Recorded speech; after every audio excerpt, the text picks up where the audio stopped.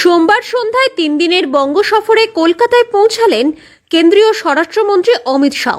গৌহাটি থেকে কলকাতা বিমানবন্দরে নামার পর রাজ্যের বিরোধী দলনেতা শুভেন্দু অধিকারী এবং বিজেপির রাজ্য সভাপতি শ্রমিক ভট্টাচার্যকে সঙ্গে নিয়ে নিজের গাড়িতে করেই রওনা দেন তিনি।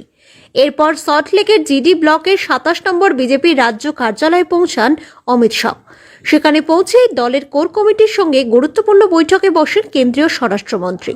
বৈঠকে রাজ্যের রাজনৈতিক পরিস্থিতি, সংগঠনের শক্তি বৃদ্ধি এবং আগামী দিনের কর্মসূচি নিয়ে আলোচনা হয়েছে বলে দলীয় সূত্রে খবর।